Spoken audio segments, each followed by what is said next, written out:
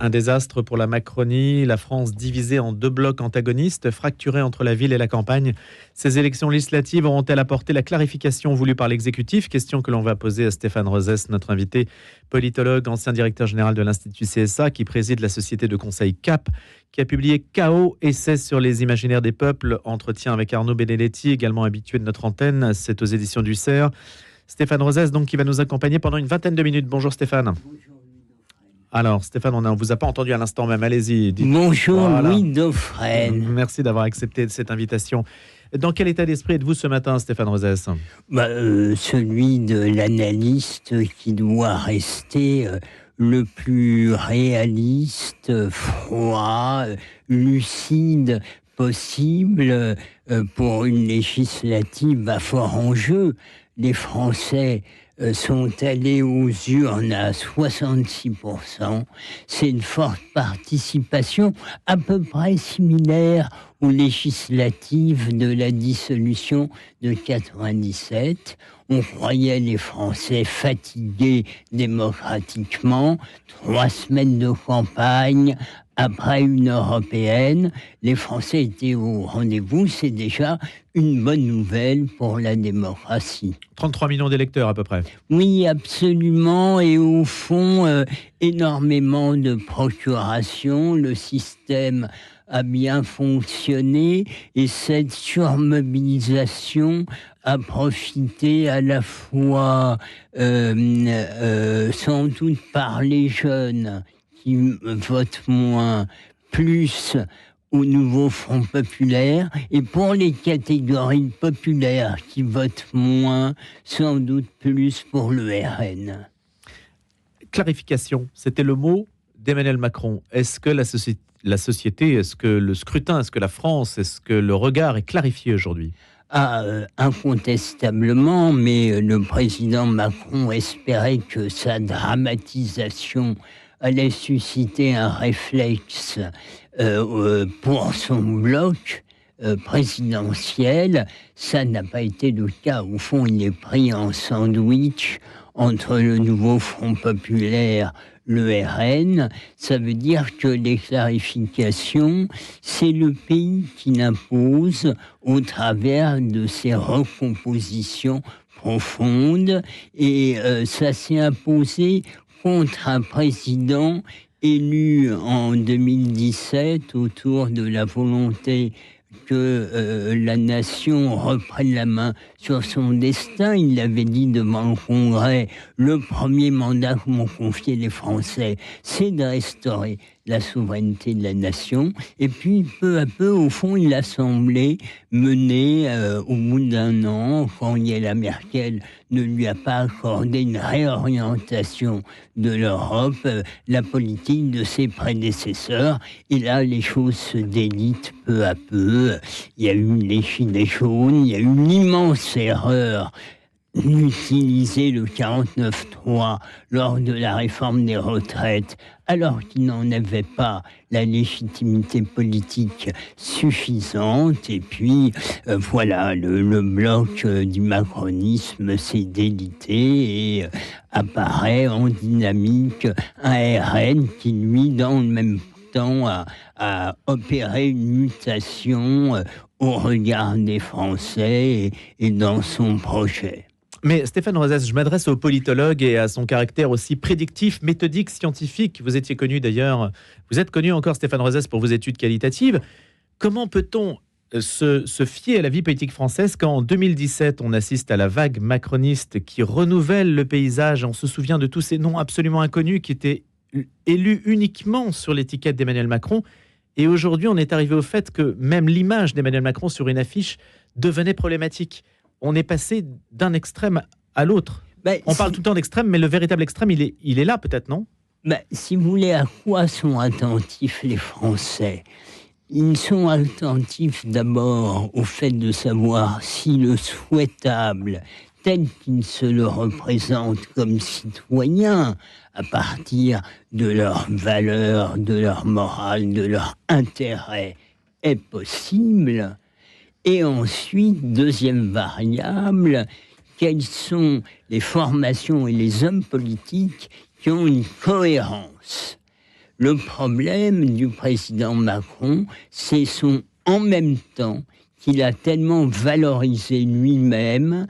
On ne peut pas dire en même temps, je vais redonner le pouvoir aux Français contre l'ancien monde, et en même temps, je m'inscris dans la continuité de politiques anciennes, et on ne va pas revenir sur le débat sur les européennes, mais au fond, ce qui caractérise la France depuis 30 ans, c'est son enclavement dans des gouvernances et politiques de l'Union européenne contraires à l'imaginaire national, qui est de construire politiquement son destin au travers de disputes politiques communes, là où l'Union européenne dit au peuple non, non, il faut respecter des disciplines économiques uniques. Et là, on ne peut pas faire du en même temps. Le président Macron a cru pouvoir être à la fois très fédéraliste et néolibéral au plan européen et dire aux Français, avec moi, on va être à nouveau maître de notre destin. C'était une contradiction existentielle. Il n'a pas voulu la dénouer du point de vue de la nation française et il a laissé un espace incroyable à la dynamique du RN qui lui-même a muté entre-temps vers un propos passant du nationalisme à la nation, du néofascisme raciste antisémite du père, à la mutation opérée par la fille. Certains disent national populiste. Bon, moi je préfère dans la tradition française parler de bonapartisme, mais voilà pour répondre à votre question globale. Stéphane Rosès, que peut faire Emmanuel Macron maintenant? Que doit-il faire selon vous? Emmanuel Macron subit un terrible discrédit au plan international, dans son propre champ. Avant même le premier tour, ses principaux leaders, je dirais, se distanciaient de lui. Ses candidats ne voulaient surtout pas mettre en avant son nom. Quoi qu'il arrive, il est défait. Et la question est-ce qu'il pourra rester à l'Élysée jusqu'à la prochaine présidentielle, ou est-ce que la pression politique du pays, mais aussi des milieux d'affaires, des classes dirigeantes, vont lui permettre de rester, sauf à ce qu'il soit un président purement d'inauguration des chrysanthèmes, mais c'est pas trop dans sa psychologie et son tempérament. Est-ce qu'on peut prendre peut-être deux éléments, deux circonscriptions? Stéphane Rosès, d'abord Clément Beaune qui est battu, qui est quand même un... oui, alors, symboliquement, c'est fort à Paris, dans la 7e circonscription. Oui, voilà, Clément Beaune a toujours été un proche du président. D'autres figures du macronisme ont été battues, mais là, sa circonscription, sa personnalité très adaptée socio-culturellement à Paris, sa défaite montre que c'était pas facile, effectivement, de porter historiquement les couleurs d'Emmanuel Macron. Mais y compris à Paris. À Paris, voilà, ce qui est la sociologie de Paris. S'il y a un endroit où les choses, a priori, étaient aisées, c'était à Paris. Clément Beaune est une personnalité tout à fait respectable et intéressante. C'est un jeune talent, mais il a payé de sa proximité avec le président. François Hollande, en Corrèze, première circonscription de Corrèze. Comment évaluez-vous la place de l'ancien président de la République dans cette histoire? Si vous voulez, c'est intéressant parce que j'ai très bien connu François Hollande dans le passé pour l'avoir accompagné lors de la présidentielle. J'étais, je crois, le seul conseiller sur ses comptes de campagne. Il est très ancré localement. Et pourtant, s'il pouvait apparaître comme une évidence, il faut se battre. Et hier, son discours aux électeurs le montrait. C'est pas évident pour lui, c'est un ancien président de la République. et il rentre dans une alliance avec la France insoumise, dont l'image s'est encore plus dégradée que par rapport à l'époque où la France insoumise, enfin les frondeurs autour de Mélenchon, lui posaient problème.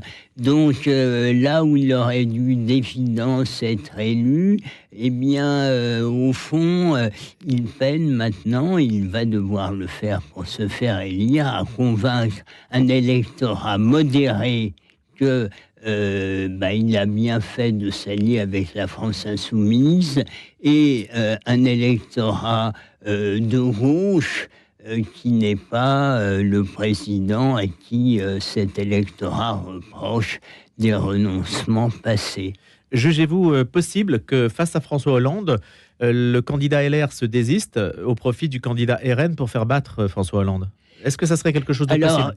Là, c'est intéressant, ça permet de rappeler qu'il va y avoir 307 triangulaires et quadrangulaires.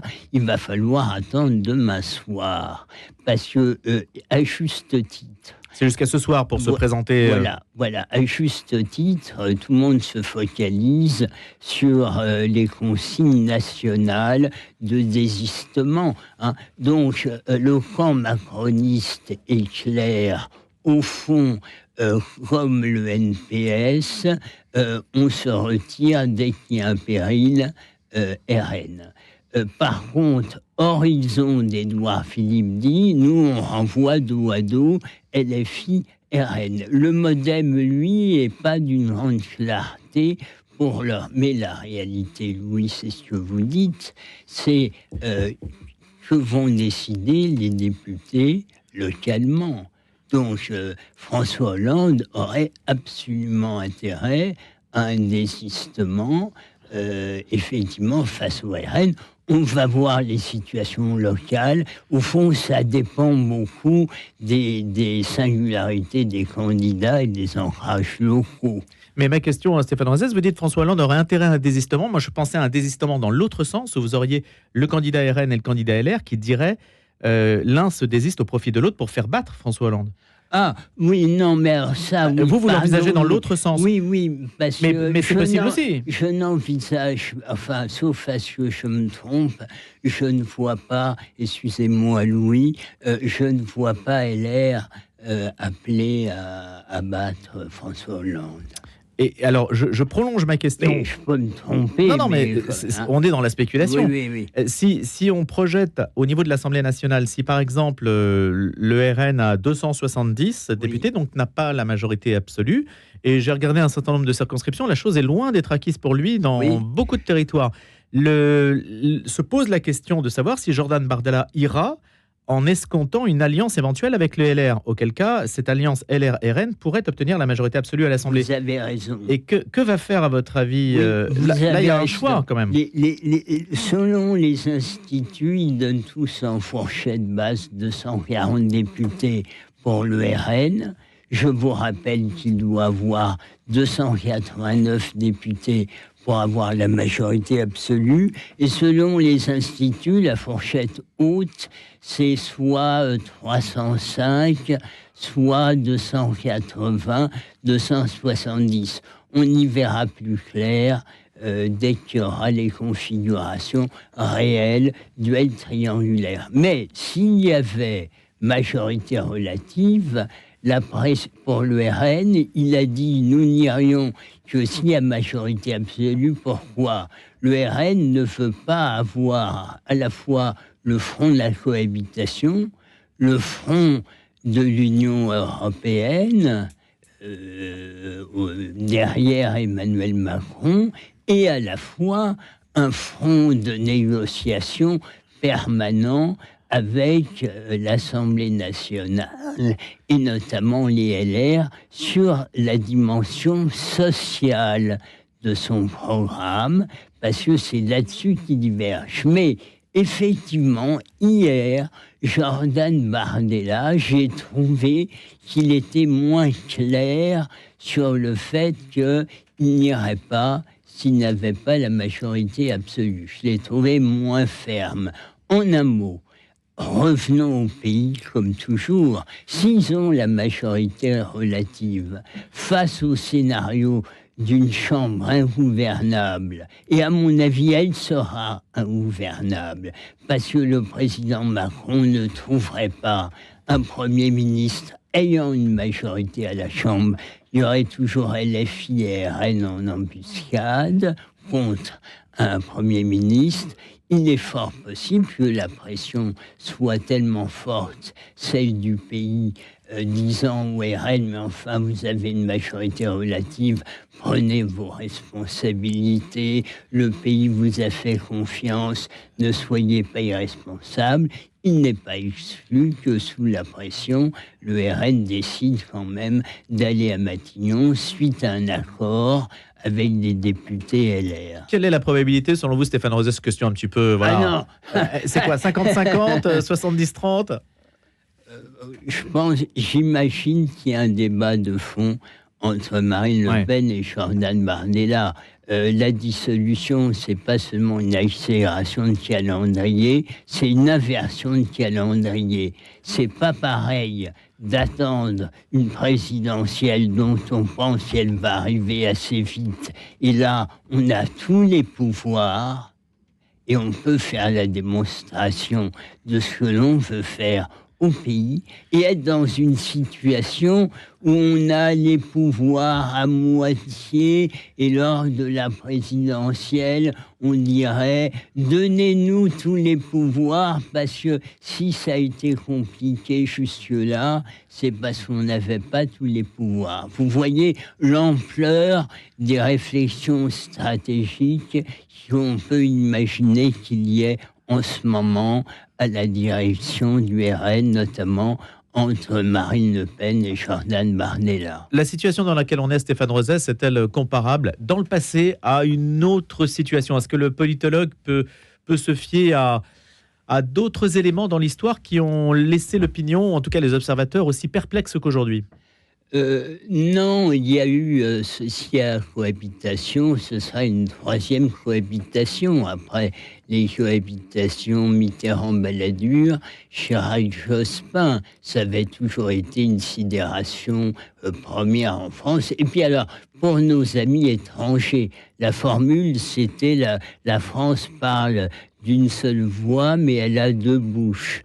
Là, la France aurait deux voix et deux bouches, et normalement, le président de la République devrait se mettre en retrait parce que la logique politique et des institutions fait que même dans ce qu'on appelle le domaine réservé, à tort, la lettre des institutions et la réalité politique ferait que le président Macron serait en retrait. En un mot, une cohabitation Bardella-Macron serait de nature très différente que les cohabitations précédentes, ne serait-ce que parce que la question qui me semble importante, celle de la réorientation possible de l'Union européenne, serait de facto posée en France et ailleurs. Vous pensez justement sur ce dernier point, c'est ma dernière question, puisque vous avez été à l'origine d'une pétition sur la question européenne contre la question de la suppression du droit de veto, hein. Stéphane Rosès, vous pensez que ça viendra assez vite si jamais il y a un nouvel exécutif aujourd'hui? La question européenne va venir assez vite dans le débat? Oui, de facto, le président Macron redoutait les admonestations de l'UE sur nos finances publiques et je ne vois pas qu'on puisse redresser la France sans réorienter l'Europe, et la tribune, effectivement, de 50 personnalités de gauche, de droite, de Montebourg à Dupont-Aignan, mais soutenue par l'ancien Premier ministre Édouard Balladur, Marine Le Pen et Jean-Pierre Chevènement, mettait en avant le péril pour la France de la fin de la souveraineté nationale avec la fin du droit de veto. Ça voudrait dire que nous rentrons dans une zone chaotique et qui risquerait de remettre en cause définitivement non seulement la démocratie, mais l'idée que les peuples maîtrisent leur destin. Et là, ce serait la voie ouverte au nationalisme et au chaos. Merci beaucoup Stéphane Roisès pour votre analyse ce matin. Stéphane Roisès, politologue, ancien directeur général de CSA et président de la société de conseil CAP. Je rappelle Chaos, essai sur les imaginaires des peuples, publié aux éditions du CERF, avec cette notion d'imaginaire qui est intéressante aussi à travailler en l'espèce. Merci beaucoup d'avoir été des nôtres ce matin.